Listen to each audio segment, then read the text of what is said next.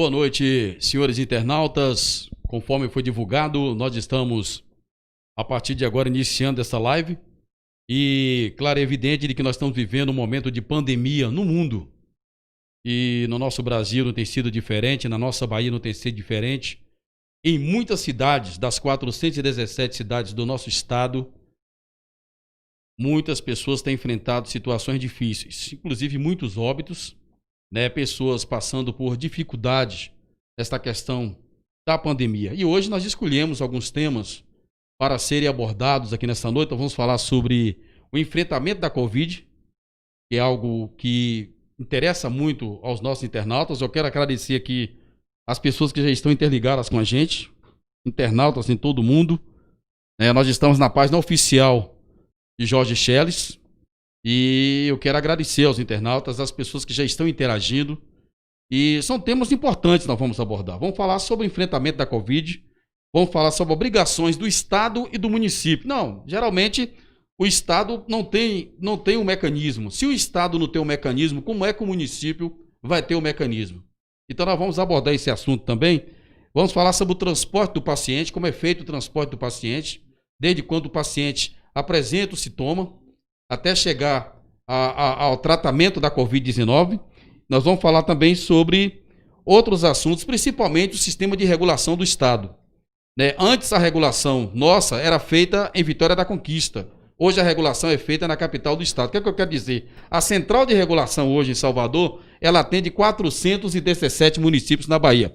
E para tanto, hoje nós vamos falar com o doutor Fernando Oliveira. Doutor Fernando, muito obrigado por ter vindo, por ter aceitado o nosso convite. Boa noite. Boa noite, Joilson Santos. Boa noite a toda a população do município de Potiraguá, Itaimbé e Gurupá-Mirim. Obrigado pelo convite.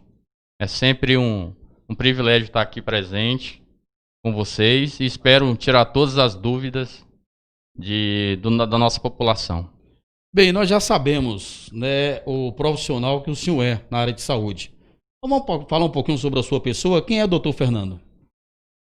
Doutor Fernando é gente como a gente, filho de pessoas humildes, tenho 35 anos, sou formado há mais ou menos 10 anos, sou médico, atualmente atuo na área de medicina há mais ou menos 10 anos e atualmente sou diretor médico do Hospital Regional de Eunápolis, sou médico socorrista do SAMU e atuo no ambulatório do Conjunto Penal de Eunápolis e no município de Itagimirim. Resido em Itaimbé e Eunápolis há mais ou menos 12 anos. Sou casado, tenho 2 filhos. Sou casado com Ede Chaucê, a filha de Edson Santana e a professora Isolina. E estou gerenciando essa família, nesse momento difícil de pandemia, e tenho certeza que juntamente com todo o grupo, Edson Santana, Moacir, tenho certeza que a gente vai fazer um trabalho e espero, juntamente com toda o grupo de Itaimbé, Gurupá e a comunidade de Potiraguá, fazer um excelente trabalho. Pronto, é disso que a população precisa, de pessoas com visão, uma visão futurista, principalmente na questão saúde. A saúde do país, me perdoe aqui, está consertando sempre a máscara, a saúde do país ela está de cadeira de rodas. E as pessoas ainda criticam o SUS. Eu, particularmente, conhecedor do Sistema Único de Saúde, eu não critico. Mas como é que o senhor está vendo o Brasil, de um modo geral, essa questão da pandemia? A mídia tem informado, às vezes as pessoas acreditam, as pessoas não acreditam, os dados que são oferecidos através da mídia. De que forma o senhor está vendo? Como é que o Brasil tem se comportado diante dessa pandemia, doutor? De forma geral, a gente está passando por um momento difícil. Certo. A gente sabe que é uma doença nova, tanto países com um grau de potência, tanto o lado socioeconômico, tecnológico, estão sofrendo também com a pandemia. Então, a gente tem que ver o lado... o Brasil, na verdade, está sendo prejudicado pelo lado politizado das coisas, né? Então, principalmente, se você for pensar bem no início da pandemia, só para o pessoal entender melhor a questão da pandemia, como tudo começou e como tudo poderia ser evitado desde o início, né? Começou tudo lá na China, né? No interior da China. Esse vírus é mais popularmente conhecido como coronavírus, né? Esse SARS-CoV-2 é um novo coronavírus, muito comumente apresentava sintomas em animais, e esse novo coronavírus apareceu num mercado junto com animais com mais intensidade, né? O que a população e a comunidade internacional prioriza é que esse contágio iniciou justamente aí, nesse mercado de animais, contato morcego com a pessoa. E a partir daí começou a apresentar um quadro clínico respiratório de início no hospital de referência local.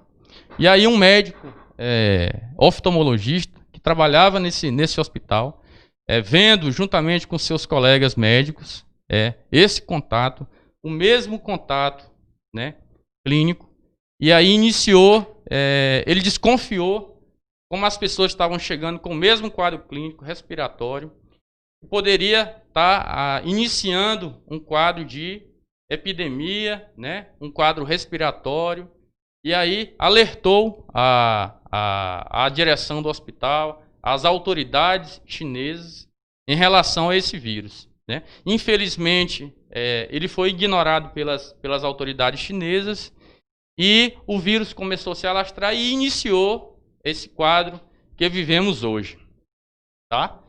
E posteriormente a isso, né, começou a pandemia. Primeiramente iniciou na Europa, na Itália, na França, na Espanha, depois foi aos Estados Unidos e posteriormente, a mais ou menos março por aí, deu entrada no Brasil. E mais ou menos em março começou a iniciar o quadro de pandemia.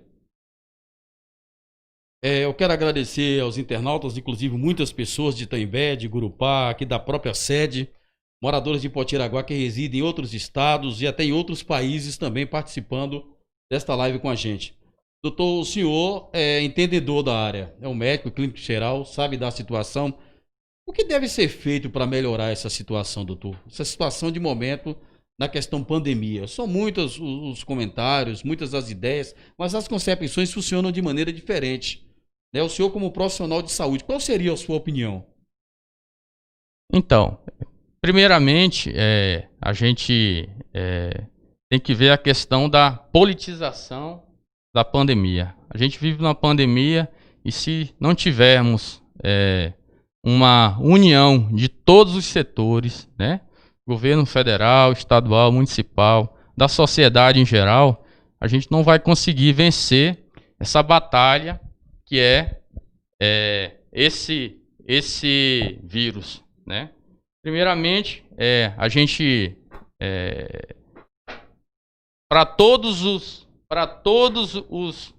o início da pandemia se criou, né, uma polêmica em relação a tudo. Inclusive muita expectativa, né? Expectativa, justamente. Desde os sintomas, diagnóstico, tratamento, prevenção, desde o início se criou muita polêmica em relação a isso, né? Então, assim, o que a gente tem que procurar fazer neste momento, primeiramente, é politizar menos e trabalhar mais, principalmente na conscientização, né, da população, né, que é o fator principal de prevenção à doença. A doença não tem atualmente nenhum tratamento específico, principalmente na primeira fase da doença, onde o paciente ocorre os primeiros sintomas, que é do 1º ao 7º dia. Então, atualmente a gente trabalha na ideia de que não existe um tratamento específico, né? Para diminuir essa carga viral, para diminuir esses sintomas. É claro que o Ministério da Saúde hoje, existe um protocolo, né? Que pode ser usado com 3 medicações normalmente, pode ser a hidroxicloroquina, com ivermectina, azitromicina, mas principalmente a hidroxicloroquina, a gente vê que o médico não é obrigado a prescrever essa medicação, tá? O Código de Ética Médica define que o médico só pode prescrever uma medicação se tiver uma comprovação científica. E no momento nenhuma medicação foi comprovada cientificamente no combate à Covid-19. A fase 2 e a fase 3, que são a fase inflamatória e a fase mais grave da doença, já existem algumas medicações, principalmente a dexametasona, que a gente já tem estudos comprovando que ela tem uma eficácia na melhora do paciente, tanto na fase inicial como a fase tardia, tá? Diminuindo o tempo de internação e na mortalidade da doença. Então esses são mais ou menos a ideia de que a Covid-19 provoca na nossa população. Então, principalmente, eu tenho assim conversado principalmente nos hospitais, com a família, com os amigos, na comunidade, que o principal tratamento da Covid-19 é a prevenção, tá? É o tratamento de prevenção da doença. É o isolamento social, né? É o distanciamento, a higiene pessoal, sair de casa só com necessidade extrema. Tudo isso levou a gente ter esses números alarmantes, né? Principalmente do lado dos idosos, que são o grupo de risco da doença, que são os pacientes acima de 60 anos, hipertensos, diabéticos e portadores de neoplasias, de cânceres e etc. Então, isso tudo contribuiu para esses números absurdos, não só no Brasil, como no mundo. Realmente, e a cada dia, doutor, a gente tem acompanhado através da mídia, né, o número de óbitos, né? As pessoas têm perdido muita gente para o coronavírus, é uma situação muito lamentável, e o que mais nos chama a atenção é de que em alguns estados, em algumas cidades, o Covid foi transformado de um vírus para uma politicagem. Então, muitas cidades têm trabalhado, né, a vigilância epidemiológica tem se esforçado, o governo federal tem ajudado na medida do possível, o governo estadual tem feito também a sua parte, mas os municípios ele tem sofrido a maior carga em relação à Covid-19. Inclusive aqui em Tarantim, a vigilância epidemiológica do município tem trabalhado, mas tem trabalhado de forma incansável para que a população seja assistida. Coloque na tela para mim aí a coordenadora da vigilância epidemiológica do município, a senhora Ludmila Brige. Olá, doutor Fernando. Olá, pessoal. Boa noite. Meu nome é Ludmila. Eu atuo como coordenadora da Vigilância Epidemiológica de Potiraguá. A função da vigilância epidemiológica especificamente para o Covid, é de notificar os casos. Quais são os casos que são notificados? Casos suspeitos e casos também já confirmados. Os casos suspeitos, todas as pessoas que apresentem sintomas de síndrome gripal, coriza, febre, dor de garganta, alguns outros sintomas, cefaleia, que é a dor de cabeça. Esses casos, a pessoa passa pelo médico e o médico vai avaliar qual tipo de teste que ele vai realizar, porque para cada tipo de teste há um tempo determinado e correto de fazer. Após a avaliação médica é que é encaminhado para a notificação, que no caso é comigo a notificação e com as enfermeiras. Eles passam pela enfermeira, a enfermeira me manda a documentação e eu notifico esses casos. Após eles serem notificados, se forem confirmados ao sistema, a gente vai confirmar no sistema. Mas, antes de tudo, a prevenção é a primeira solução para que a gente consiga eliminar o Covid. O que é a prevenção? A prevenção é o uso de máscara, o uso de álcool em gel ou de álcool 70 líquido ou de lavar as mãos. Isso são as formas de higienização das mãos. Por que a gente fala tanto das mãos? Porque são as mãos que a gente leva ao nosso rosto. O vírus, ele entra pela nossa mucosa, que é olho, nariz, boca. Então, assim, ele pode estar em qualquer outra parte do nosso corpo. Se alguém espirrar em mim, próximo a mim, e pegar em minha roupa, eu posso estar com o vírus carregando ali minha roupa. Porém, eu não vou levar a roupa no rosto, e sim as mãos. Então, por isso que a gente fala sempre da forma correta de higienização das mãos, do uso correto das máscaras. Tem muita gente que usa máscara, porém não usa a máscara da forma correta, como ela deve ser usada. Até o manuseio da máscara, a gente não deve ficar tocando na frente da máscara, não deve usar a máscara no queixo, ficar descendo a máscara para o queixo. Se houver necessidade de retirar a máscara tem que ser usada. Coloquei a máscara da forma correta.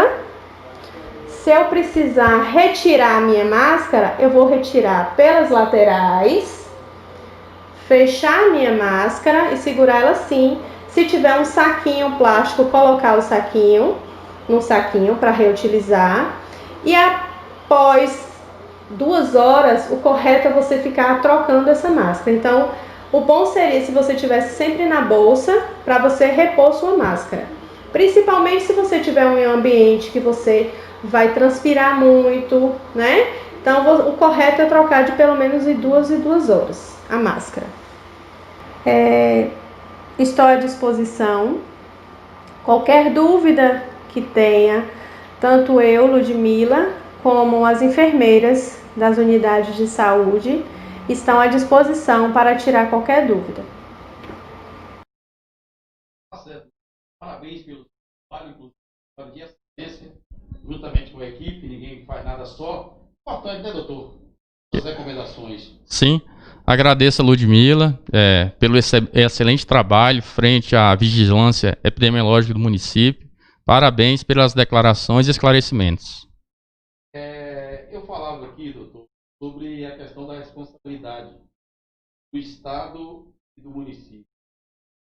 Qual a avaliação que o senhor faz? É a responsabilidade e o compromisso do Estado e, evidentemente, o compromisso do município de Potiraguá com a Covid-19. Então, esse é um tema bem complexo, bem polêmico, e muitas pessoas têm dúvidas em relação a isso, né? Deixar claro aqui, principalmente o paciente suspeito ou confirmado de Covid é de responsabilidade do Estado, tá? Então, paciente que deu entrada na unidade, esse paciente é de responsabilidade do Estado. cabe ao município, ao hospital local, atender o paciente, dar suporte ao paciente na medida do possível, né? Isso deixa bem claro que os hospitais de cidades pequenas também têm que deixar uma estrutura mínima, né, de suporte, de atendimento, que possa contribuir até essa possível transferência. Mas a transferência do paciente cabe exclusivamente ao Estado, né? Isso vai depender do quadro clínico do paciente, né? Então, um paciente que esteja com sintomas leves, esse paciente pode até ser transferido, né, juntamente com uma ambulância básica, com um técnico de enfermagem, desde que esse paciente, junto com a Secretaria de Saúde, juntamente com a regulação do Estado, esse paciente já tenha um destino, né, certo, né, regulado pela Central de Regulação do Estado, né, que funciona da seguinte forma, né? Então, e os pacientes moderados a graves, exclusivamente, na maioria dos casos, ele tem que ser transportado por uma ambulância UTI móvel, né, avançada. Necessariamente tem que ter um condutor capacitado,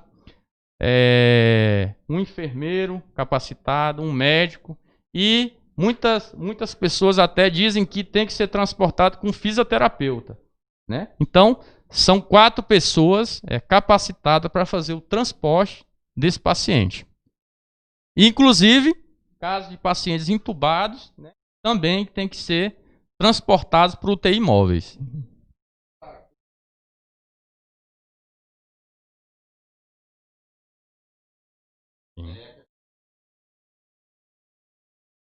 De deixar as unidades de saúde prontas com as equipes para, a partir dali, iniciar, né, a triagem para se saber se realmente o paciente está infectado, e posteriormente a vigilância epidemiológica, que além de cuidar do paciente, vai ter que cuidar da família do paciente. Falei alguma coisa errada aí, doutor? Justamente. Então a vigilância epidemiológica tem um papel fundamental, né, nesse quesito de propagação do vírus.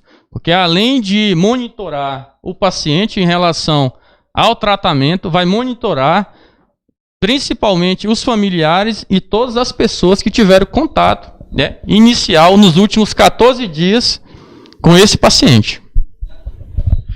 Eu quero agradecer aqui ao pessoal da Voz da Cidade, que também está retransmitindo essa live aqui, através da Sonora, e lá também no distrito de Itaimbé, Gurupá, e a Rádio 97 FM da cidade de Itarantim. Eu quero agradecer aqui as dezenas de internautas, eu estou acompanhando aqui, inclusive muita gente.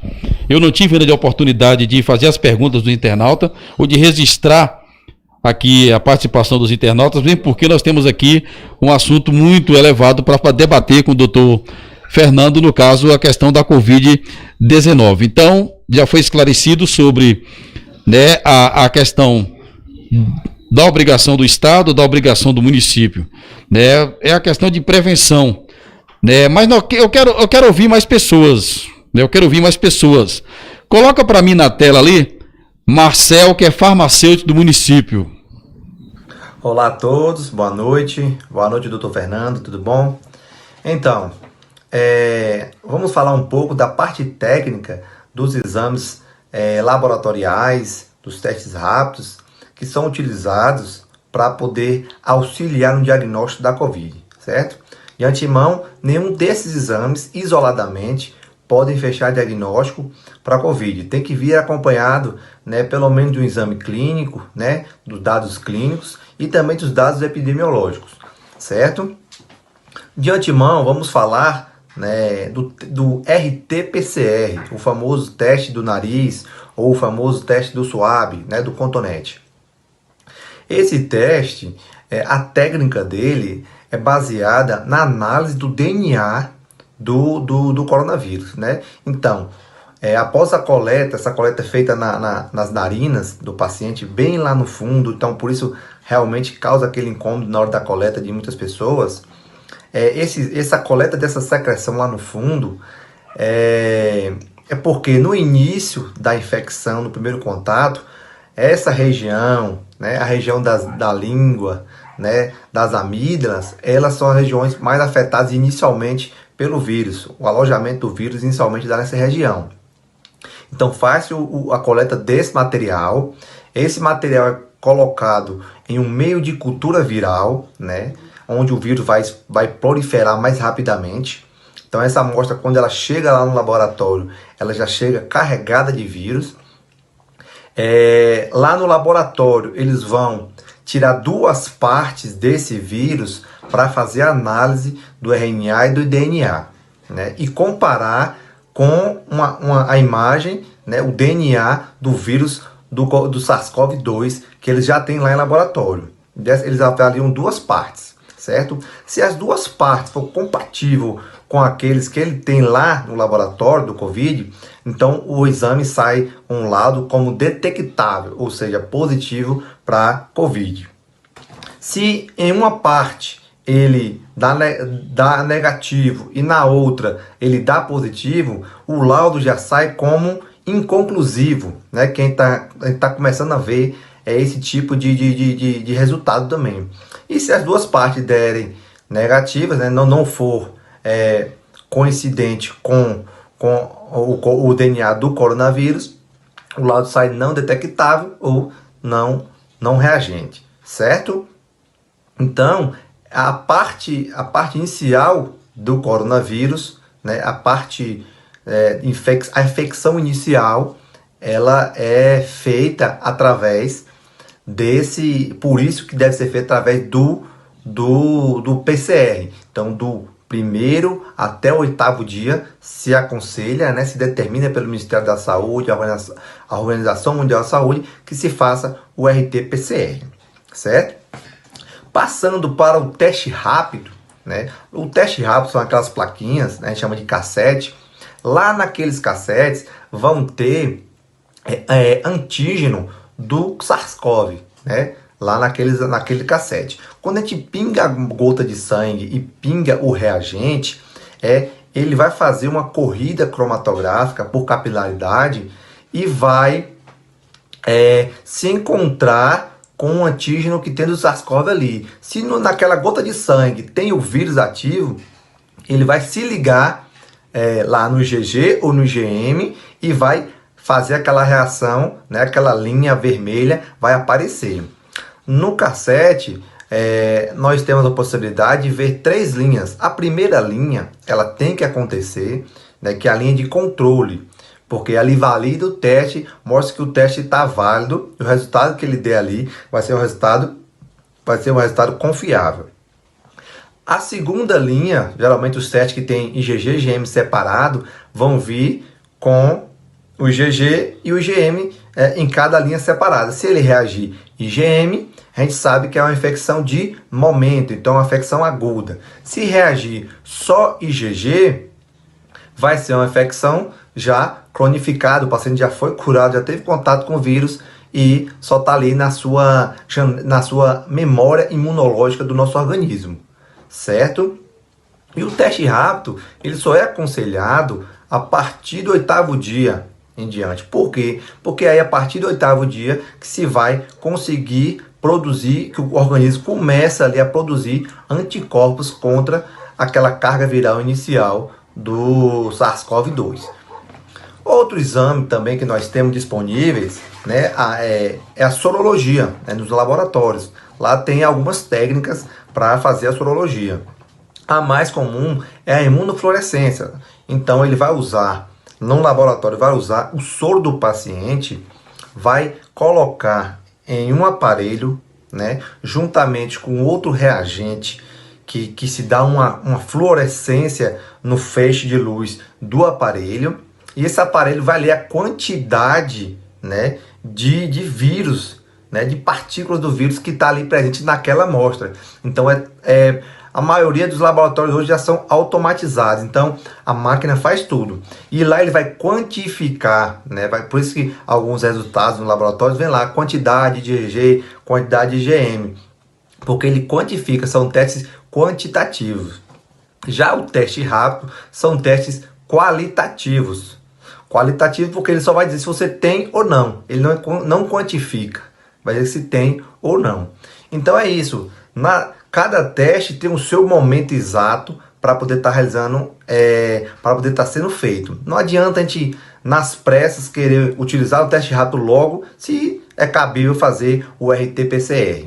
Certo? Então aí, qualquer dúvida, é só chamar novamente. Um abraço. Do farmacêutico do município, Marcel, e claro, é evidente que a população, principalmente os internautas, estão assimilando aquilo que nós estamos debatendo aqui. Inclusive, eu estou observando aqui muitos internautas, inclusive, doutor, a família está presente aí, acompanhando também essa sua entrevista. Claro, né? A família tem que estar unida, né? Claro, cara. Família é projeto de Deus, por isso que está unida aí. Eu estou vendo aqui uma mensagem do vereador Jean Paulo. O vereador Jean Paulo está aqui. Doutor Fernando, os municípios de pequeno porte, como nós, têm sofrido com a demora dos transportes adequados para locomover os pacientes com Covid. Isso seria por conta do aumento dos casos na região? Esse é o assunto que nós vamos debater agora. Esse é o tema que nós vamos debater agora, doutor. Como é realizado o transporte do paciente, né, com o vírus da Covid? Então, é um questionamento muito grande na nossa população, né?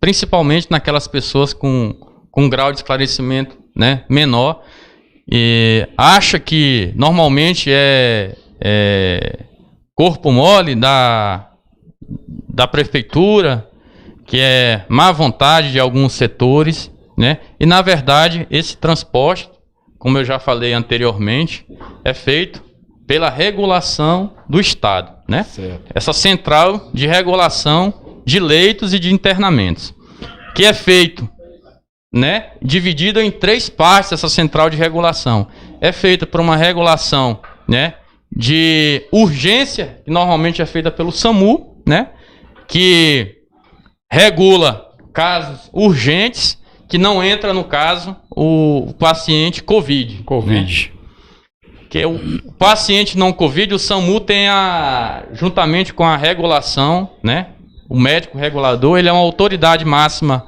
local dessa região e ele pode regular o paciente de acordo com a necessidade, do grau de gravidade do paciente. Ele pode enviar esse paciente para qualquer suporte ou qualquer unidade que faça com que esse paciente tenha um atendimento, né, e resolva o seu problema, tá? Num paciente COVID, isso não acontece. O médico do SAMU, ele não tem essa autonomia, né, por lei, devido à pandemia, de colocar esse paciente, que a gente chama de vaga zero, né, em qualquer hospital. Esse paciente COVID, ele precisa ser regulado. Ele precisa sair da unidade, né, local com o destino certo, com o leito certo, com o médico que vai receber. Então, por isso, às vezes, o paciente é regulado, tem uma vaga garantida e às vezes demora esse atendimento. Outra coisa, outro problema que a gente vê com frequência é a relação do transporte desse paciente. Então, assim, o que a gente está vendo aqui, o Estado, né, não sei se é por conta da quantidade de casos. Não está atendendo a demanda. Não está atendendo a demanda. Então, assim, às vezes a vaga do paciente sai para um determinado hospital, já está tudo certo, o hospital já está ciente do paciente, o médico já está ciente, já tem um leito disponível e o que prejudica é a questão do transporte do paciente, porque o paciente precisa ser transportado da melhor segurança possível. É um paciente, principalmente paciente com cuidados intensivos, precisa de um tratamento, né, intensivo. Então tem que ser uma ambulância adequada para fazer esse transporte desse paciente, né? Tem que ter uma equipe paramentada, né, com kit de segurança completo, são chamados EPIs, né? Com gorros, óculos, face shield, capas impermeáveis, propé. Então são equipamentos de segurança que evitam que esses profissionais de saúde se contaminem durante o transporte, né? Então tudo isso contribui para fazer um transporte com segurança. Então, primeiramente, é conseguir a vaga, depois ter um planejamento, né? E a execução. Fora que, antes do paciente sair, o hospital de destino já tem que estar ciente do horário que o paciente vai chegar, né? Qual leito o paciente vai ocupar. E, após deixar o paciente no hospital de destino, tem toda a questão de uma desparamentação que a gente fala, que é tirar toda aquela roupa, né?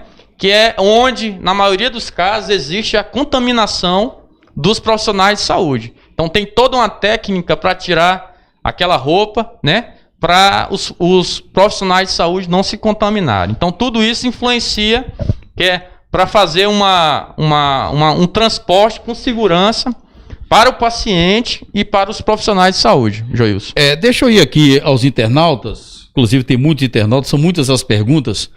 Deixa eu quebrar aqui um pouquinho o protocolo para atender aqui os internautas. Eu estou aqui com uma pergunta de Néa Nascimento. Ela gostaria de saber do doutor se quem está assintomática transmite o vírus? Sim, os estudos mostram que sim. É claro que os pacientes sintomáticos, ele tem, na verdade, uma carga viral mais acentuada. Então, o paciente que está tossindo, consequentemente, ele pode transmitir e pode jogar uma quantidade de vírus maior e contaminar mais pessoas. O paciente assintomático, ele pode contaminar, né, num contato mais próximo, principalmente casais, as pessoas que moram no mesmo domicílio, mas com uma probabilidade muito menor do que os pacientes sintomáticos, mas acontece com certeza. Inclusive, doutor, ainda em relação a esse transporte do paciente, então o paciente não pode se trasladar de qualquer forma.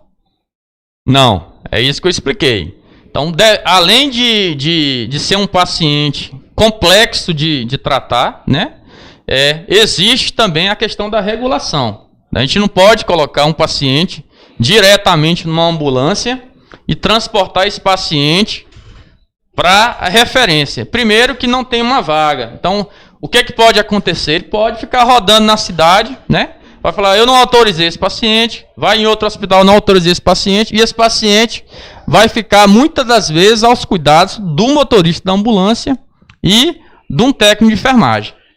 Né? A internauta Luziene Dias quer saber com quantos dias após a suspeita de Covid eu posso realizar o teste?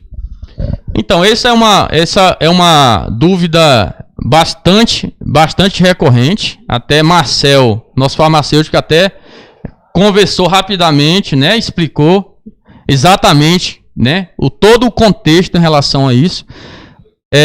Essa questão de testes é uma questão, Joilson, muito complicado, porque as pessoas não têm noção do que, na verdade, como acontece o diagnóstico da doença. Então a gente, na verdade, tem dois tipos de diagnóstico, na verdade, né, laboratorial, né? Porque tem o clínico, pelos sintomas, tem o clínico epidemiológico, que é a clínica e mais a exposição, né, o contato com pessoas confirmadas com mais de 14 dias.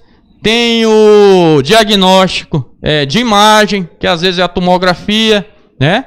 E temos o teste, o diagnóstico laboratorial, né? Que mostra exatamente, né,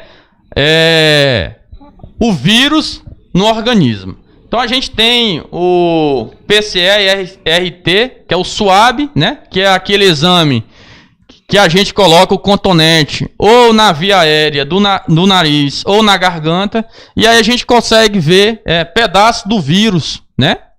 Que é o exame mais o exame mais fidedigno para fechar o diagnóstico, né? E temos também o teste rápido, né? Esse teste do SWAB normalmente a gente faz entre o 4º dia e o 8º dia, né? Esse é o intervalo de fazer esse exame do cotonete, que é o SWAB ou o PCR. E os testes rápidos, normalmente, a gente faz após a primeira semana, do 8º dia ao 14º dia. Então, essas são as dúvidas. Tem pessoas que chegam no centro de triagem ou no posto de saúde, no hospital, né? no primeiro dia de sintoma e quer fazer um teste rápido, né? Então, sempre, até o 8º dia, sempre vai dar negativo, porque o tempo de contato com o organismo, né? O paciente não apresentou anticorpos suficiente para apresentar no sangue antes de uma semana. Então, só é válido o teste rápido a partir do 8º dia de sintomas. Deixa eu fazer uma pergunta curiosa, a pergunta do internauta. O teste rápido falha, doutor? Sim, falha tanto na questão do tempo que ele foi colhido, ou seja, o que eu estava falando há pouco tempo. Então, ele só vai apresentar anticorpos a partir do 8º dia. Então, se você fizer no 3º, no 4º dia, com certeza ele vai dar negativo e é um falso negativo. Não significa que você está imune à doença ou você não tem a doença. Você pode estar passando a doença. Então, nesse intervalo do 4º dia ao 8º dia, o ideal é fazer o swab.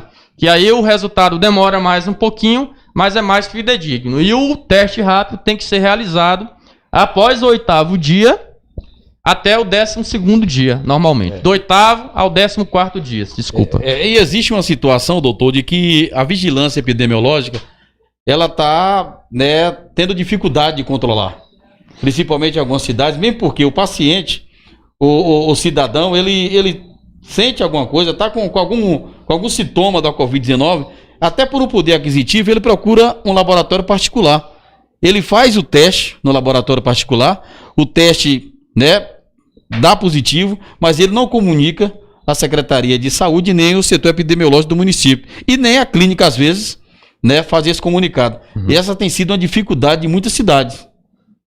Justamente. Então, além dos testes rápidos realizados pela prefeitura, existem os testes rápidos realizados, né, particulares, né, que muitas das vezes pela ineficiência, às vezes pela dificuldade em realizar o teste rápido, as pessoas recorrem ao teste particular, que também tem o mesmo valor diagnóstico do que qualquer outro tipo de teste.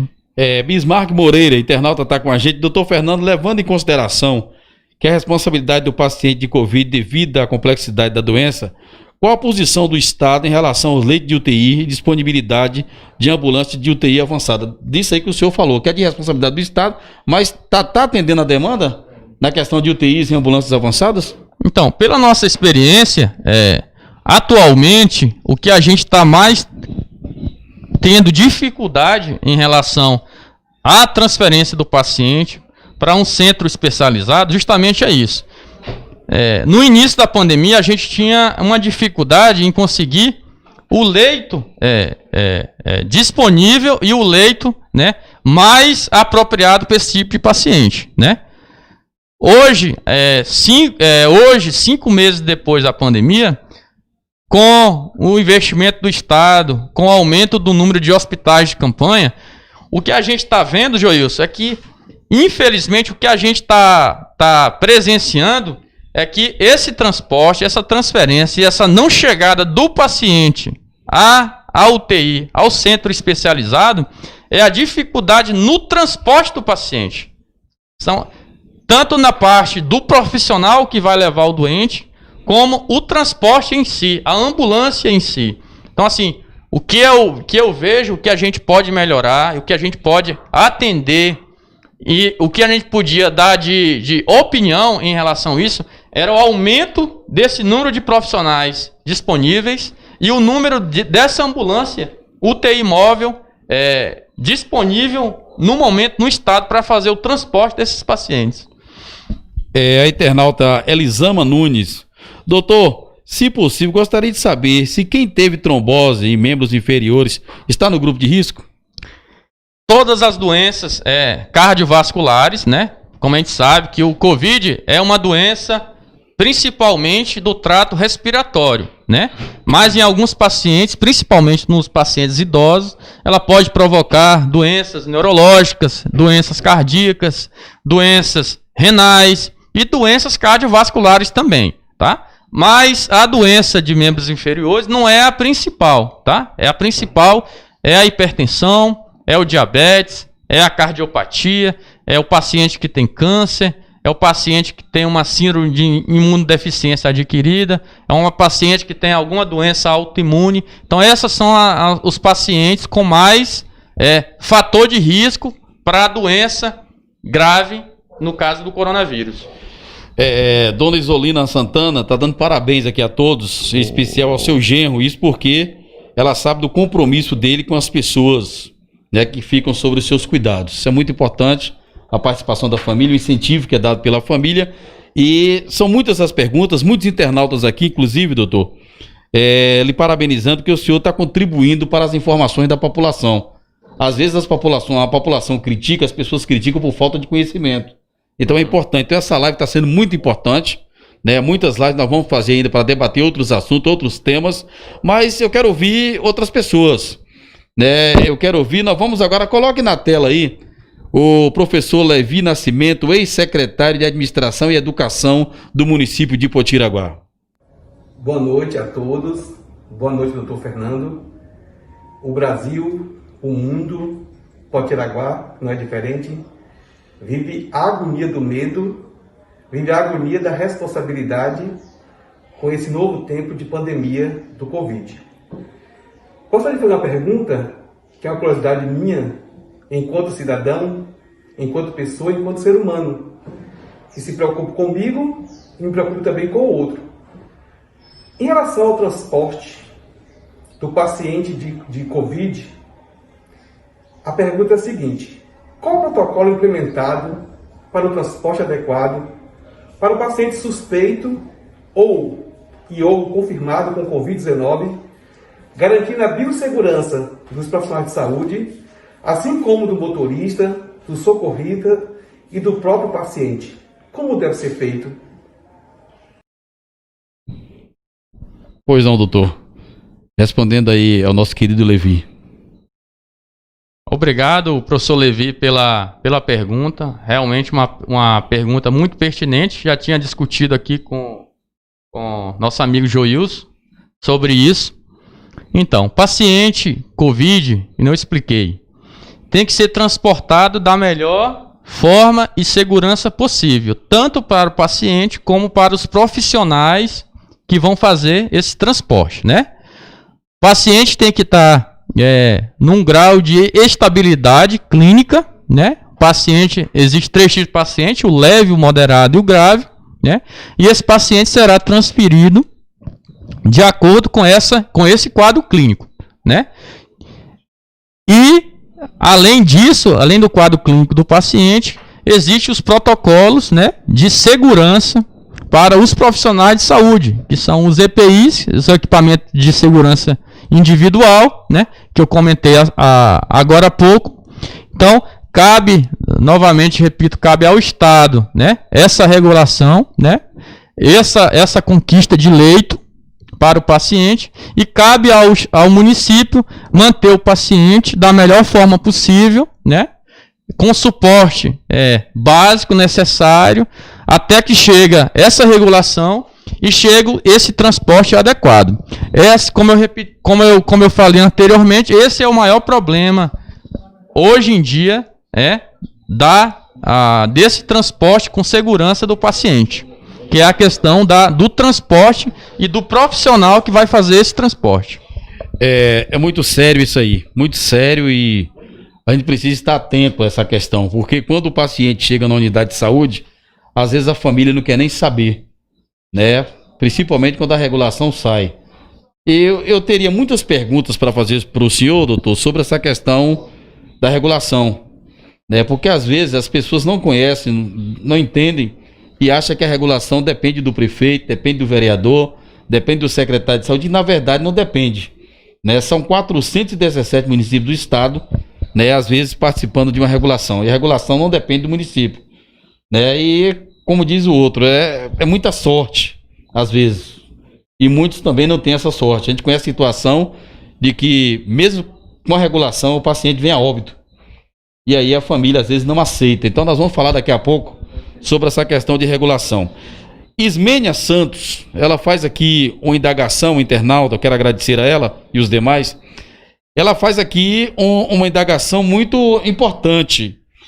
Gostaria de saber se há alguma penalidade ao paciente que sabe que está contaminado com vírus e mesmo assim não obedece o isolamento e sai para a rua, expondo outras pessoas. Isso é importante porque é lei. É lei. Ele está cometendo um crime e é caso de polícia. Fica à vontade, doutor. Normalmente isso é crime à saúde pública, né? Então é um crime de saúde pública, depende muito, né, da lei, dos decretos do estado e do município.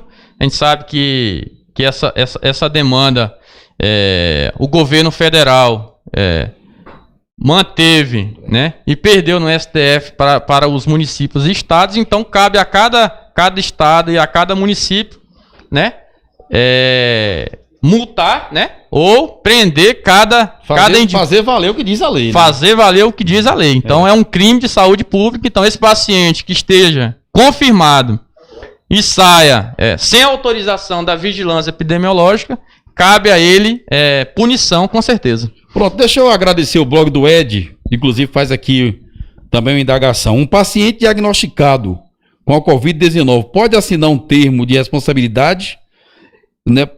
Deixa eu repetir a pergunta. O paciente diagnosticado com a Covid-19 pode assinar um termo de responsabilidade rejeitando a sua transferência para o hospital avançado? O que o hospital deve fazer numa situação como essa? É um tema bem complexo. Bem já complexo, né, aconteceu já no hospital onde eu trabalho. Então, assim, a gente tenta, né, Joilson, explicar que o hospital que ele está internado não tem condições... Não é apropriado, né, para ele. Não, né? Tem condições apropriadas para o acompanhamento e principalmente para o tratamento de acordo com o grau de doença que ele tem naquele momento. Então, se for um paciente de moderado a grave, que precisa de um UTI, que ele já está no oxigênio, que ele já está na máscara de reservatório, que ele está prestes a ser entubado, então a gente explica, né, várias vezes, mas já acontece várias vezes, acho que acontece no Brasil todo, da família recusar, porque às vezes o paciente é transferido para a capital, para um centro maior, distante, e a gente sabe, se esse paciente for a óbito, não vai, de acordo com o protocolo, existir velório, nem acompanhamento, e o paciente vai direto,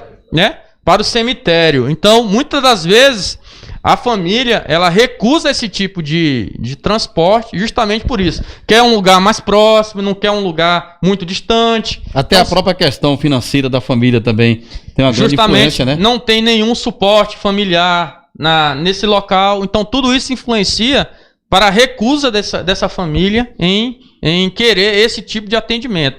Provocando, às vezes, né, contaminação dos pacientes, né, e, consequentemente, o óbito do paciente. Então a gente tenta explicar, né? Já aconteceu, mas a gente tenta explicar várias vezes em relação a isso, mas como a gente sabe, a dificuldade do dia a dia da população é grande e às vezes eles não têm discernimento e conhecimento em relação a isso e acaba que a gente, né, assuma a responsabilidade nesse tipo de situação, tá? Mas acontece com muita frequência.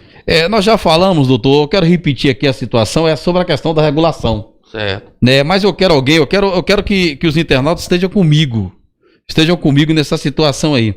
Coloca para mim aí, né, a pergunta de Lamarques, lá do distrito de Gurupamirim. Boa noite, doutor Fernando, Ludmila, Marcel.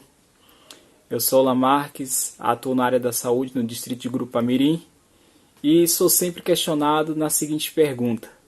Uma vez que Potiraguá, bem como outros municípios, não tem suporte para manter um paciente que necessita de atendimento de alta complexidade, de uma UTI, principalmente se tratando do Covid, ele é lançado na regulação. Diante disso, eu questiono, qual é o tempo de resposta que a unidade de referência tem para responder referente à vaga? Essa demora não compromete o quadro do paciente, sendo que eu mesmo já tenho um risco eminente de morte? Muito obrigado, espero ter essa dúvida esclarecida por vocês. Um abraço. Ouviu atentamente o internauta Lamarques, doutor? Olá, Marques. Um abraço e obrigado pela pergunta, muito pertinente. Então, assim, é que nem eu expliquei anteriormente. A regulação funciona em 3 pilares, né? É a regulação de urgência, que é feita pelo SAMU, a regulação de leitos, de internações e a regulação de exames e especialidades médicas, tá? Em relação ao paciente normal, né? Normalmente, o hospital de origem coloca o quadro clínico todo do paciente, né? E chega e manda para o hospital referência da cidade, né? E a central de regulação que vai definir qual hospital esse paciente vai de acordo com o quadro clínico. Normalmente o hospital referência ele tem de 1 a 2 horas, né, para responder essa solicitação do hospital, né? Que sim ou que não, que vai receber o paciente, se tem vaga ou não para receber o paciente. Normalmente quando essa resposta não acontece em 1 ou 2 horas, existe um médico regulador, tá? Na central de regulação de leitos, que ele tem autonomia, né? E tem o poder de mandar esse paciente diretamente à unidade, né?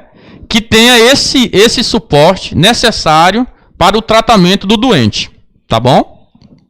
Em relação ao Covid, eu estou falando isso ao paciente não Covid. O paciente Covid já muda um pouquinho, né? O paciente Covid, necessariamente, o paciente tem que ser regulado, tá? Então, o médico do SAMU, por exemplo, o regulador do SAMU, não pode, se tiver um paciente numa cidade pequena, insuficiência respiratória e tal, pegar esse paciente, mandar uma ambulância avançada e levar o paciente de qualquer jeito para um centro especializado em Covid. Infelizmente, isso não pode ser feito, tá? Por lei. Então, esse paciente precisa ser regulado, né?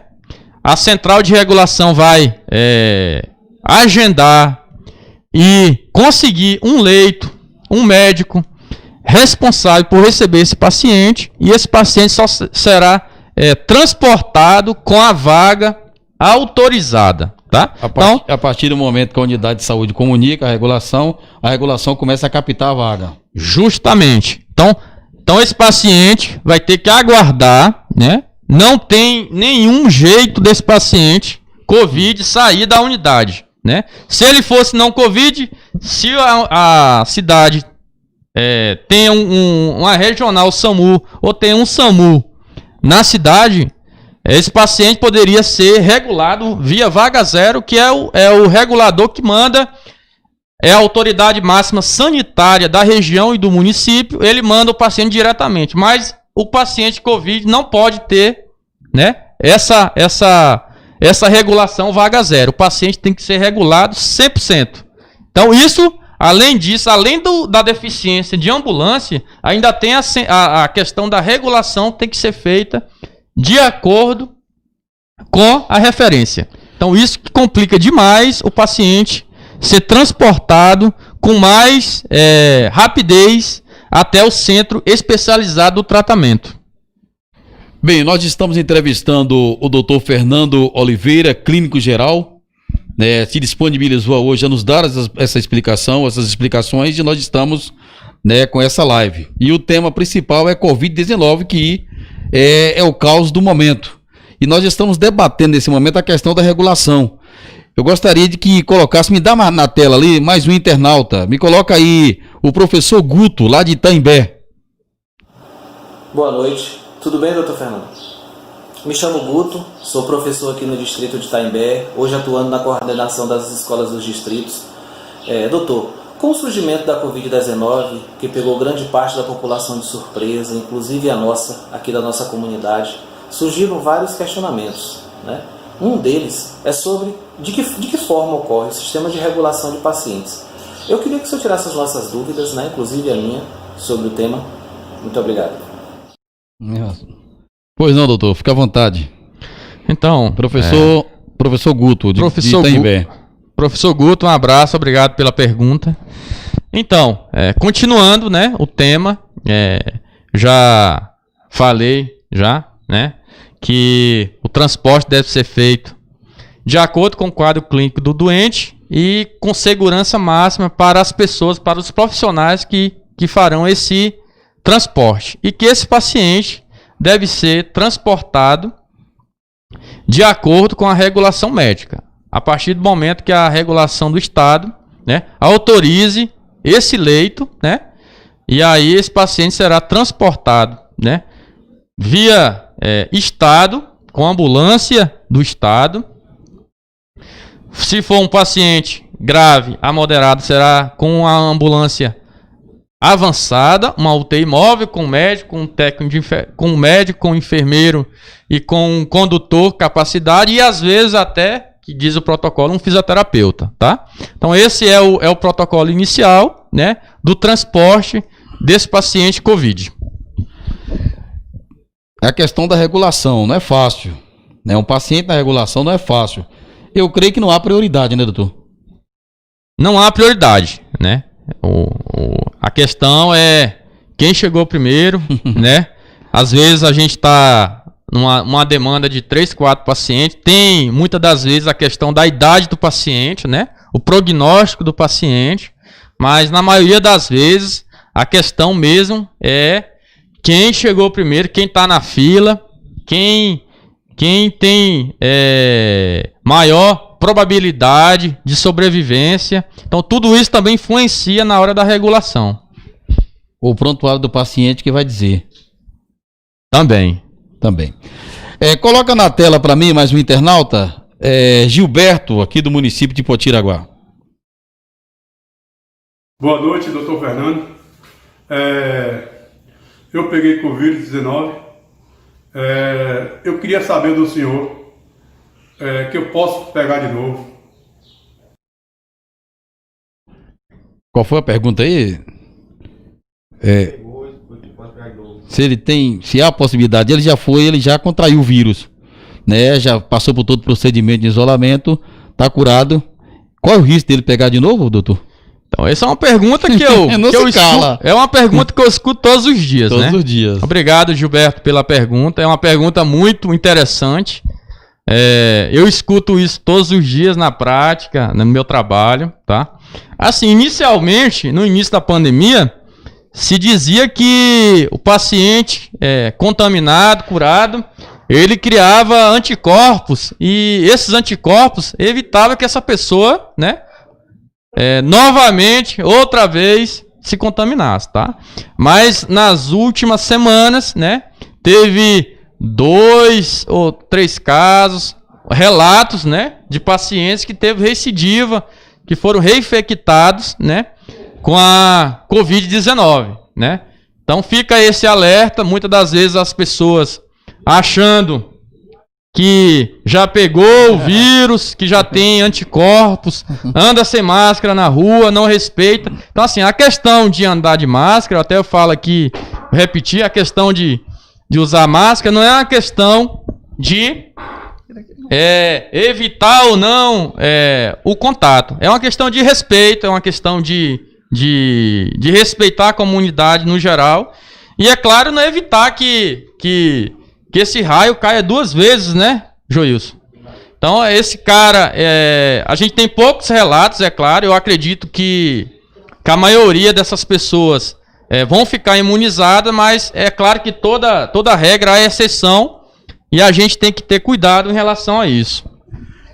Deixa eu agradecer aqui o Marcel. O Marcel também está como internauta, inclusive nos ajudando a responder as perguntas dos internautas, né? Doutor Adriele Lima dos Santos quer saber a partir de quanto tempo uma pessoa que contraiu o vírus, né, pode transmitir para outras pessoas?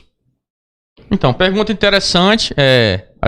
Os estudos mostram que a primeira semana é onde a pessoa tem uma carga viral, né, mais alta. Então, nessa semana, nos primeiros 7 dias, 5 dias, onde acontece o maior número, né, de contaminação. A partir do 8º dia até o 14º dia, já diminui bastante a carga viral, a quantidade de vírus no sangue, Então essa contaminação fica mais difícil, diminui bastante o risco de contaminação. Não quer dizer que não aconteça, mas a maioria dos casos a contaminação acontece a partir do início dos primeiros sintomas até o 7º dia de sintoma, né?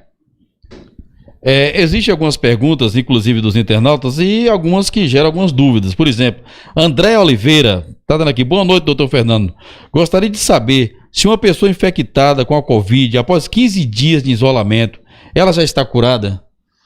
Sim, o que diz o protocolo atual, né, do Ministério da Saúde brasileiro é que o paciente deve ficar 14 dias isolado. A partir desse momento, né, ele está liberado, né, desde que tem uma ressalva, que ele esteja assintomático, sem sentir nada. Então, assim, acabou os 14 dias, 15 dias, chego lá, doutor, acabou minha quarentena, estou 14 dias de sintomas, mas eu continuo tossindo, eu continuo com febre. Então, esse paciente, a gente vai precisar estender um pouquinho mais essa quarentena, aí para mais uma semana, né, e esperar toda a sintomatologia passar. Agora, o paciente chegou com 14 dias, né? Ele está assintomático, sem sentir nada, o paciente é liberado, né? Para qualquer tipo de atividade, desde que ele esteja assintomático, até o trabalho, sem problemas. Márcia Gomes, é normal a pessoa ficar com mais de um mês sem olfato e paladar, depois que a pessoa contraiu o vírus, doutor? Sim, essa é a questão da anosmia, né, que é a perda do olfato e do paladar, a geosia, normalmente é o último sintoma.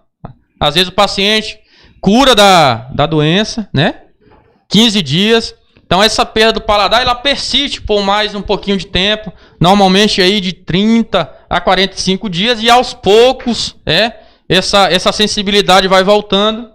E acredito com 45 a 60 dias esteja tudo normal.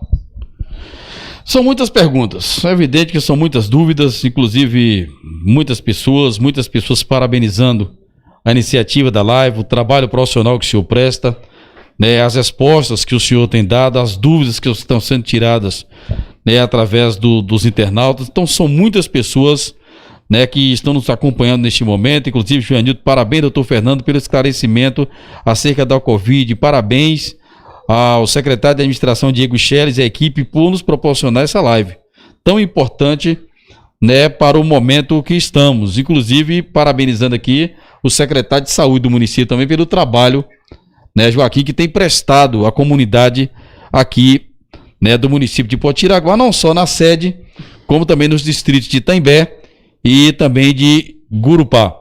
Então eu quero agradecer a todos os internautas, né? São muitas as pessoas, são muitas as perguntas, né? Eu não tô tendo ali a visão ali de quem é ali, a pergunta ali, produção. Dila Santos, são as últimas aí, não? São as últimas, né? Valcides também aqui está falando sobre a regulação, já falei da de Dila Santos Oliveira perguntou: doutor, eu queria entender isso. Esse tipo, são 4 pessoas. Doutor, eu queria entender isso, né? São 4 pessoas dentro da casa. Tipo, a mãe pega e os outros não pegam, sendo que está no mesmo ambiente. Isso não é estranho? Sim, acontece, né? Na maioria das vezes, todas as pessoas, inicialmente, né, até que prova ao contrário, vão estar contaminadas, né? Mas acontece às vezes, né, da pessoa, inclusive, dormir junto com a pessoa, um casal, por exemplo, e dar negativo. Então é uma doença nova, a gente não tem uma explicação assim científica a dar, mas acontece. Mas na maioria dos casos, né, 90% dos casos, quando um paciente é contaminado no seu domicílio, 90% das vezes, principalmente se não tiver um distanciamento, um isolamento, na primeira semana serão contaminados. É uma questão muito séria essa questão da Covid, né? Eu creio de que a gente passaria a noite aqui, sim, né, tirando as dúvidas dos internautas e, acima de tudo, né, trazendo mais informações. Então são muitos temas para serem abordados, são muitas pessoas, né? Inclusive eu quero agradecer aqui, Gegel também está participando, e a pergunta é a seguinte: como diferenciar a Covid-19 de uma gripe, doutor? Sim, Gegel está Gegel, nosso pré-candidato a vereador, obrigado pela participação, viu? Então, a gripe comum e o Covid-19. Normalmente a gripe comum caracteriza mais por um quadro mais brando, né? São espirros, coriza, febre às vezes baixa. Então, e a Covid normalmente acontece com um quadro, né, de febre persistente, uma mialgia mais persistente, né? Dor de garganta, né? Alterações gastrointestinais, às vezes como diarreia, vômito. Então, o quadro clínico depende muito do paciente, depende muito da idade, depende da comorbidade de cada paciente. Normalmente os pacientes mais jovens, as crianças, os pacientes na maioria dos casos são assintomáticos, né? Os pacientes jovens, normalmente acontece esse quadro mais clássico, né? Que 80% dos doentes têm febre, aí 50% dos doentes têm astenia, que é dor, fraqueza, indisposição, e 30% dos pacientes têm tosse, né? Então, e os pacientes idosos, né, são os pacientes que mais confundem a gente, né? Era para ser o paciente mais esclarecedor e, na verdade, é o paciente que mais confunde a gente, e normalmente são os pacientes que mais complicam, né? Pela idade e pelas comorbidades. Então, assim, o paciente idoso é um paciente que fica num quadro clínico mais arrastado, né? Com prostração, né? Simula muito doenças, outras doenças virais, outras arboviroses, né? Muito comumente a gente está fazendo diagnóstico diferencial com dengue.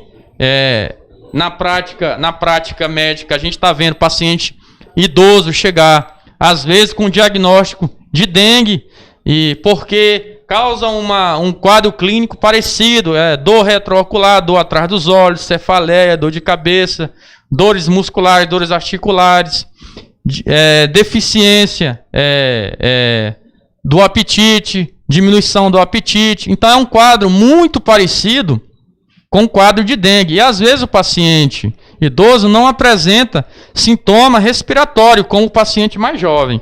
Então, às vezes, a gente está tratando um paciente com Covid e na verdade, está com o diagnóstico errado. Então, às vezes, a gente perde tempo e aí, quando a gente vai tratar esse paciente, né, ele já está, às vezes, com um comprometimento pulmonar acentuado, né, no tratamento. Então, inclusive, fica até complicado para a gente iniciar um tratamento posteriormente devido a essa demora no diagnóstico. Então, a gente tem que ter cuidado, principalmente nos pacientes idosos, devido a esse quadro clínico mais arrastado.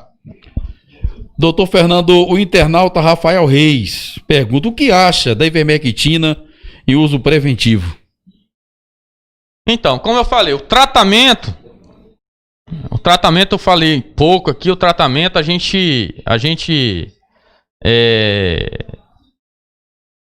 o tratamento hoje em dia no Brasil é controverso. Então existe muita polêmica em relação ao tratamento, principalmente com a hidroxicloroquina, né? Politizou muito isso, né? A gente está aí dizendo que o governo federal está a favor da cloroquina, a oposição contra. Então, politizou demais essa questão do tratamento da hidroxicloroquina, tá?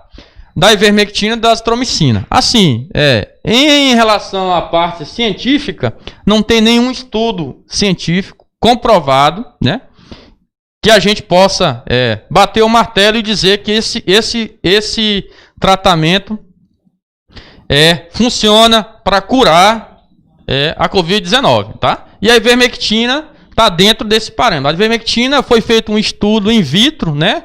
Que foi feito em laboratório com animais, e lá injetaram grandes quantidades de ivermectina e lá viu que diminuiu lá no rato a carga viral, né? Então, em ser humano, não existe nenhuma comprovação científica em relação a isso. Então a gente, inclusive muitos médicos, inclusive eu, a gente está tratando a Covid-19, assim, com experimentos, né, muito precários em relação a isso. É uma doença nova, é um desafio para todo mundo, para a sociedade, para a classe médica, para todo mundo. Então a gente está passando por um momento muito difícil em relação a isso. Eu particularmente, como é uma doença viral, a gente tratar a ivermectina, que é um antiparasitário, né, para escabiose, para piolho. Então é um negócio complicado da gente entender, né, e medicar. A hidroxicloroquina da mesma forma, né? Trata malária, trata doenças reumatológicas, artrite reumatoide, lúpus. Então, assim, fica complicado da gente entender como é uma doença viral e a gente está tratando com isso. Mas a gente está tratando em experiências laboratoriais muito precárias em relação a isso. A mesma coisa é a azitromicina, que é um antibiótico, né? Que segundo os estudos, mostra que diminui a carga viral dos pacientes no início da doença, mas também que os estudos são precários, só acontecem em laboratório e não foi provado cientificamente que funciona. Então, acho que o único tratamento que hoje a gente tem algum respaldo científico é o corticoide, dexametasona, que hoje é usado no tratamento do paciente grave, né? Grau 2 e grau 3 da fase inflamatória e microtrombótica, dos pacientes graves que precisam de oxigenoterapia, que estejam entubados. E, caso, infelizmente, não funcione, o paciente vai precisar de cuidados intensivos, e aí é oxigenoterapia, hidratação, cuidados com a fisioterapia, com a nutricionista, com o médico intensivista, com a enfermeira. Então, assim, o paciente vai ficar internado tanto na enfermaria como na UTI. Então, assim, inicialmente não existe um tratamento específico para a fase aguda da doença. Então, a gente está tratando, mas nada científico. Em relação à hidroxicloroquina, não tem comprovação científica, tá? Inclusive o estudo foi retirado da OMS, tá? Mas faz parte do protocolo do Ministério da Saúde atualmente. Mas da seguinte forma: o paciente aceita ser receitado, ele assina um documento, o médico explica para ele que não tem comprovação científica e se ele aceita ser medicado. Então ele assina o papel, o médico assina. Então, dessa forma que é feita a prescrição da hidroxicloroquina, para você ter uma ideia de como a gente está passando em relação a isso.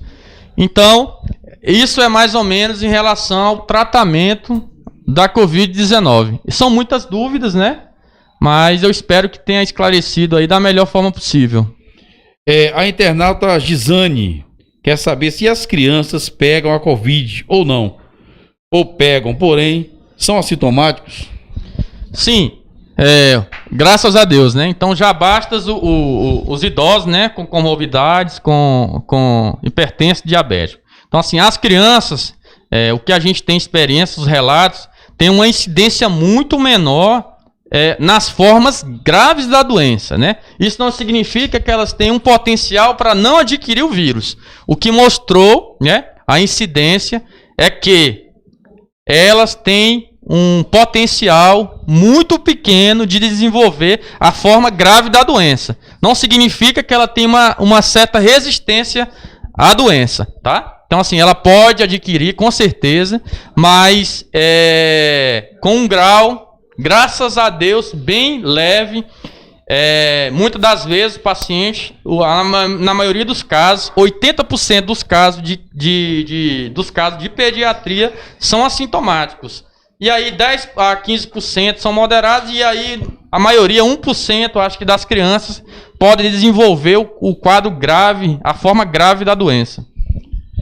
Então são muitas as indagações e também são muitos esclarecimentos. Eu quero aproveitar aqui para agradecer o prefeito Jorge Schelles, que também está acompanhando essa live com a gente, tirando todos os esclarecimentos, e o nosso vice-prefeito, Elias Carvalho. Quero agradecer a ele, né, que Deus continue abençoando a vida do prefeito, da vida do vice-prefeito, enfim, vereadores, pessoas da comunidade, secretários, independentemente de partido político, independentemente de posição política. Hoje nós estamos aqui debatendo um assunto muito importante, que é de responsabilidade de todos nós, que é a Covid-19. Então, os boletins epidemiológicos têm mostrado um crescimento muito grande, muito avançado na nossa região. A gente percebe de que em algumas cidades as portas estão escancaradas, não se preocuparam, né, em manter as barreiras sanitárias, né? Existe uma situação muito grave, principalmente em cidades onde existe um fluxo de pessoa maior. Por exemplo, né, a nossa querida vizinha cidade de Itapetinga, quero mandar um abraço aqui à minha família, que lá está acompanhando nessa live com a gente, né? Muitos casos surgindo no dia a dia. E muitas pessoas da nossa região têm todas as suas atividades ali, né? Atividade bancária, clínica médica e outros setores da comunidade. Isso é complicado, né, doutor? Sim, muito complicado. A pandemia, a gente sabe que é a maior crise de saúde pública dos últimos 100 anos, depois da gripe espanhola. A gente fala, Joilson, que essa pandemia vai ser antes de 2019 e depois de 2019, né? Então, acho que vai mudar completamente o nosso estilo de vida daqui para frente. E eu acho que a gente vai ter que se adaptar, né, a essa nova fase, né, de pandemia e de cuidados com a saúde. E o grande problema também está na questão da irresponsabilidade de alguns. Não aceitam, né? É isso que eu estava falando, né? O grande problema também do enfrentamento da Covid-19 é a conscientização, né, da população, né? Também a gente sabe que o brasileiro tem esse certo, né, de procurar de última hora, não tem uma disciplina, né, para obedecer às regras, às leis no geral, tá? Então, assim, a gente sabe que nos países asiáticos, na Alemanha, então tem muito isso do povo educar, do povo respeitar as regras, e a gente, no geral, está devendo em relação a isso. Então a gente tá atrás em relação a isso, e espero que daqui a alguns anos a gente possa tá nesse patamar, né, de respeito. E só acontece isso com a palavra, educação. Então essa é a mensagem. Doutor, nós estamos encerrando aqui, já estamos chegando ao final.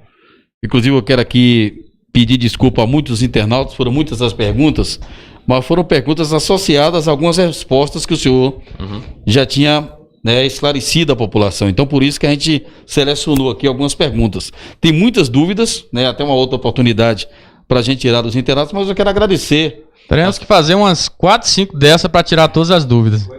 Para tirar todas as dúvidas dos internautas. Inclusive muita gente, né, o Eto Santana, né, que é nosso querido Eto, tá com a gente aqui. Meu sogro. E esqueceu da cachaça. Fala aí, um cachaceiro que já pegou coronavírus. Não conheço. Não conheço, sinceramente. Impressionante, né? Sinceramente, não conheço. Impressionante. Isso aí é uma indagação. Nós não estamos fazendo apologia. Virou uma resenha, né? Nacional, mas Isso. não conheço. Diz que o álcool faz bem na mão e tomando, então. Dizem, mas o que eu recomendo, assim, não leve por esse lado, né? A gente sabe que o álcool também faz mal para a saúde, então essa é uma resenha, né, que surgiu. É um ditado popular do brasileiro, mas não conheço, mas não vamos exagerar, né, gente? Tá certo. Doutor, nós queremos agradecer. Mensagens aqui foi o que não faltou por parte da família, né? Todos os membros da família enviaram mensagem aqui, acompanhando essa live maravilhosa. Os distritos, né? Todos os distritos ligados com a gente, né, através da Voz da Cidade aqui também, todo mundo ouvindo através da Sonora, Rádio 97 FM de Tarantim. Enfim, as pessoas, né, por falta de conhecimento, a partir de agora que ninguém vai pegar Covid-19. Então, o nosso espaço está à disposição do senhor para os seus agradecimentos. Então, agradeço a todos os ouvintes, a todos que estavam os internautas que nos acompanham aí, né? A nossos internautas estavam escutando essa mensagem. Espero que tenha sido bem claro, né? É claro que são muitas dúvidas, mas eu quero deixar aqui meus agradecimentos, primeiramente a Deus, né? Por estar aqui nesse momento, participando, contribuindo com essa live para melhorar, né? O desenvolvimento, né? A saúde do nosso povo. Agradecer ao prefeito Jorge Schelles, né? Ao vice Elias Carvalho, está passando por um momento difícil. Estou sempre conversando com ele. Conheci ele de uma forma nas últimas semanas. Um cara muito educado, muito centrado, muito equilibrado. Então tá me ajudando muito nesse processo. Secretário de Administração, Diego Schelles, muita competência, muita atenção com todos. Agradeço demais pela atenção. Secretário de Saúde, Joaquim Moreira, entrando agora, tenho certeza que vai fazer um excelente trabalho, é muito esforçado, tem grandes referências. Edson Santana, nem preciso falar, é meu sogro, é meu segundo pai, é um cara que eu admiro demais, respeito demais. Tô junto em qualquer momento, é um cara que eu tenho o maior respeito do mundo. Moacir Fagundes, o Piruzão, é um cara muito figura, gente boa. É um cara que sempre esteve do meu lado, sempre me apoiou. E é um cara que eu tenho o maior respeito e admiração, é como se fosse família. E é família, né? E todos que contribuíram, a todo o pessoal da produção, né? A equipe, tiveram a maior atenção do mundo, sempre me mandando mensagem, preocupado com a live. E tenho muito a agradecer a todos. E espero que tenha esclarecido, né, a todos. Estou à disposição, Joilson, para qualquer situação. Tá certo, doutor. Nós que agradecemos, né? Nós vamos aguardar uma próxima oportunidade. Eu sei que teremos outras oportunidades. Nós estaremos aqui, quem sabe, abordando outro assunto, um outro tema. O tema de momento é Covid-19, mas a gente pode trazer aqui um outro tema envolvendo a saúde. Sim. Para que a população possa ter uma participação maior. Claro. Eu quero agradecer aqui o senhor por tudo, pelos esclarecimentos, né, e dizer que em outra oportunidade nós estaremos aqui, né, e lá em Itaimbé a família também acompanhando a gente. Ô Joilson, muito obrigado pela atenção, muito obrigado pela ajuda, estamos juntos. Perfeito. Estamos fechando essa live aqui, entendeu? Estamos fechando essa live, mas não terminou ainda, doutor. Eu creio que muitos internautas, muitas pessoas que estão nos acompanhando aqui, né, gostaria de lhe fazer essa pergunta, né? Grande profissional, provou aqui hoje que sabe tudo e que pode contribuir muito para a saúde do município de Potiraguá, dos distritos, como também da zona rural. Isso aí é peculiar na sua pessoa como profissional de saúde. O ingresso na política, acabou ingressando na política, aceitando o convite do prefeito Jorge Schelles, vai ter oportunidade, vamos falar só de política. De que forma o senhor aceitou esse convite, doutor? Eu aceitei com anseios da comunidade, né, de Itaimbé principalmente, né, também pelo problema de saúde do vice-prefeito atual, Elias Carvalho. Então assim, juntando, né, esse problema com anseio da comunidade, né, de Itaimbé, principalmente do Gurupá, de um equilíbrio maior das obrigações da prefeitura. Então a gente aceitou, juntamente com o grupo de Itaimbé, esse desafio, né? Infelizmente, nosso amigo e companheiro Elias Carvalho está passando por um problema de saúde muito grave, né? Está se recuperando, graças a Deus. Ele é um cara muito... Eu conhecia pouco, mas nessas últimas semanas a gente ficou bem próximo dele, conversando bastante. Então ele deu total apoio, né, em relação a essa nova chapa. E eu estou me sentindo bem à vontade, tô bem tranquilo em relação a isso, que não ficou nenhum clima chato em relação a isso. Até o pessoal achava que tinha ficado algum aresta, né? Isso, mas pelo que eu percebi da pessoa dele... Houve o bom senso. Houve o bom senso, ele sabe, é um cara inteligente, ele é um cara de grupo, ele sabe que nesse momento o que é melhor para o grupo, né? A gente sabe das dificuldades da saúde nacional, e Potiraguá também não fica atrás. sabe do esforço que foi feito, mas que sabe também que a gente pode fazer mais. Né? Colocou o Potiraguá acima de qualquer vaidade. Justamente. Então ele pensou no grupo, pensou na eleição. Então a gente pode fazer mais. Eu tenho certeza que eu posso contribuir, não só com o trabalho na área da medicina, na área da saúde, né? Mas também tenho condições, né, de assumir também ideias na parte administrativa, ajudar o prefeito no que ele precisar em todas as áreas, né? Me sinto também preparado em relação a isso. E agradecer o apoio de toda a população de Potiraguá. Me abraçou de uma forma muito boa, muito grande, emocionante, e principalmente, Joilson, na relação do grupo, né, de Potiraguá, que na última reunião que a gente fez, eu fiquei bem emocionado, porque estava todas as lideranças do município. A gente fez o município de Potiraguá, a prefeitura de Potiraguá fez um grande trabalho, né, reconhecido em toda a região. Então, estou tranquilo e à vontade, né? Confio na gestão, por isso aceitei o desafio de fazer parte desse projeto, dessa chapa, e eu tenho certeza que a gente vai fazer ainda mais, tanto pela saúde, as pessoas mais se queixam no momento, não só aqui, mas em todos os lugares.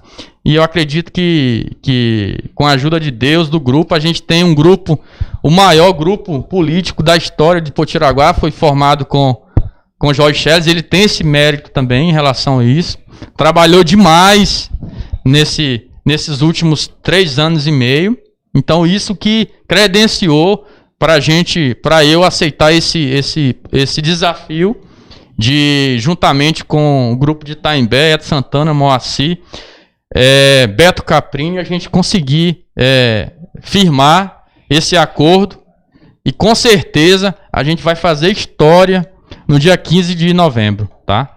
Tá bom, doutor. Eu que agradeço. Muito obrigado por sua presença e até a próxima oportunidade. Obrigado, Joilson. Um abraço a todos. Certo. Nós estamos fechando aqui essa live. Eu quero agradecer aqui a toda a produção, agradecer a Ledinamon, agradecer nosso querido Renato, né? Agradecer o nosso querido Daniel Pereirinha, agradecer o nosso querido Sheik, né? Do TV Regional aí, a fera aí da comunicação, né? Alô Comunidade também, né? Que também vai estar reproduzindo depois tudo isso, né? Aquela plateia que veio aqui para prestigiar essa live, evidentemente que foi algo muito importante. Eu estou surpreso, confesso ao senhor, com a sua desenvoltura. Surpreso com a sua desenvoltura. Pode saber disso, não só eu, como também com todos os internautas. Deu um show, uma desenvoltura muito perfeita, quer dizer, esclarecedora. Não foi uma entrevista, foi um papo aberto em relação à saúde e principalmente à Covid-19. Eu agradeço a todos os internautas, obrigado pela participação e até uma próxima oportunidade.